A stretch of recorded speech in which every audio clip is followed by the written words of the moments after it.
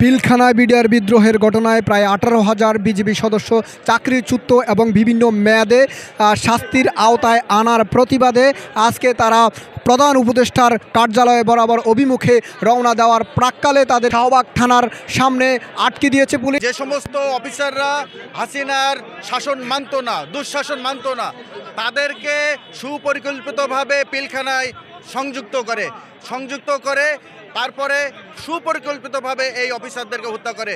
যে অফিসারদের একটাই বক্তব্য ছিল, যদি ইন্ডিয়ার কোনো বিএসএফ বাংলাদেশের উপরে একটা গুলি ছড়ে, বাংলাদেশের সৈনিক বিডিআর 10টা গুলি মারবে, তা না হলে ওই ক্যাম্প পুরো ক্লোজ হবে। সেই মুহূর্তে সেই বিডিআর সদস্যরা এখানে অবস্থান করেছেন, তারা তাদের বিচারের দাবিতে এখানে অবস্থান করেছেন। আমরা অনেক বিডিআর সদস্যদেরকে দেখতে পাচ্ছি, তারা বলেছেন প্রায় 18,000-এর অধিক বিডিআর সদস্যদেরকে সে সময় শাস্তির আওতায় এনে চাকরিচ্যুত করা হয়েছে। আমার বাবা ও দুই ভাইয়ের ন্যায় বিচারের জন্য আসছে।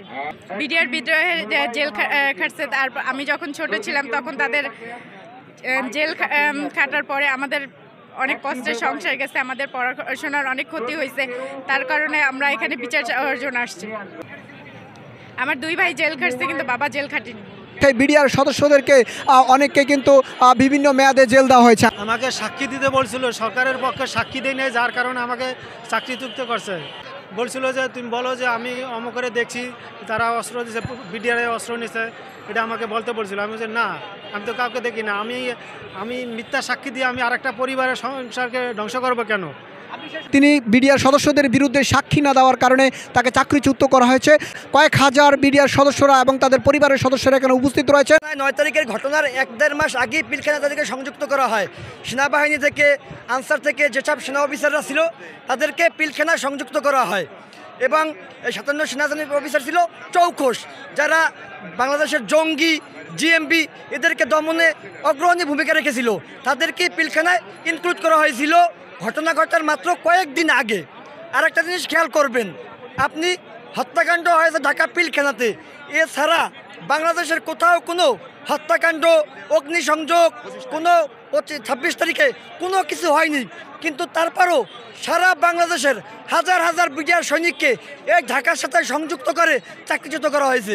পরিবারের সদস্যরা এখানে অবস্থান করছেন, যারা তাদের আত্মীয় স্বজন জেলবন্দি রয়েছে এবং অনেকে শাস্তির আওতায় রয়েছে, অনেকে চাকরিচ্যুত হয়েছে। এভাবে বিডিআর সদস্যদের পরিবার সে সময় দুঃখ দুর্দশার মধ্যে অতিবাহিত করেছে। আমার বাবা একজন দেশপ্রেমিক থাকার সত্ত্বেও আমরা তার পরিচয় দিতে পারি না, পরিচয় হাইড করে আমাদেরকে চলতে হয়। সেই বিডিআর সদস্যরা আজকে তাদের 3 দফা দাবির প্রেক্ষিতে তারা এখানে অবস্থান নিয়েছে। তাদের যে দাবি দাওয়াগুলো রয়েছে সেই দাবি দাওয়াগুলো বাস্তবায়ন করার জন্য তারা এখানে অবস্থান নিয়েছেন। যারা জেলবন্দি রয়েছে সে সকল বিজিবি সদস্যকে জামিন দেওয়ার দাবিতে তারা এখানে অবস্থান নিয়েছেন।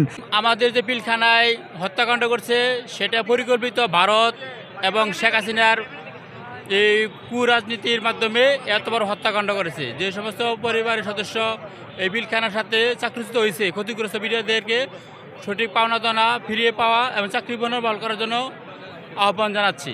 সেদিনকে আমরা পিলখানায় ছিলাম, আমি ছিলাম বিডিআর হাসপাতালে, আমি ছিলাম নিরপরাধ। আমার কোনো অস্ত্র গোলাবারুদ কোনো কাজ ছিল না, মেডিকেলের সেবা দেওয়ার জন্য যে কাজ ছিল তাতে আমি কোনো সম্পৃক্ত ছিল না, আমি কোনো বিদ্রোহ করি নাই, আমার কোনো সম্পৃক্ত ছিল না। এক সময় 1% আমার কোনো বিদ্রোহের সাথে সম্পর্কিত না, আমি এখানে পুরাটা নিরপরাধ। আমি একজন বিডিআর সদস্য। 2009 সালে শেখ হাসিনার যে পরিকল্পিতভাবে তার ক্ষমতাকে দীর্ঘায়িত করার জন্য ভারতের র এজেন্ট দ্বারা বাস্তবায়ন করা হয়। এই ঘটনা আসলে এটা একটা কোনো বিদ্রোহ ছিল না, এটা একটা ছিল হত্যাকাণ্ড। এটা হত্যাকাণ্ড। পরবর্তীতে আমাদেরকে বিদ্রোহ তকমা দিয়ে আমাদেরকে বিভিন্ন মেয়াদে সাজা দেওয়া হয়েছে। অথচ আমরা পুরো বিডিআর 2-1 হয়তো বা দোষী থাকতে পারে, কিন্তু অধিকাংশ বিডিআরই আমরা ছিলাম নিরপরাধ। এই ঘটনার সাথে প্রত্যক্ষ এবং পরোক্ষভাবে জড়িত ছিলাম না। পরবর্তীতে আমাদেরকে বিদ্রোহ আইনে সাজা দিয়ে আমাদের চাকরিচ্যুত করা হয়েছে। এরপরে থেকে আমরা বেকারভাবে জীবনযাপন করছি এবং খুবই ক্ষতিগ্রস্ত এবং হতাশার মধ্যে জীবনযাপন করছি। বিনা অপরাধে তারা ডিউটিরত অবস্থায় ছিল, তখন খুব কষ্ট ছিল, তাদের চাকরি চলে গেছিল, কোনো কাজ ছিল না।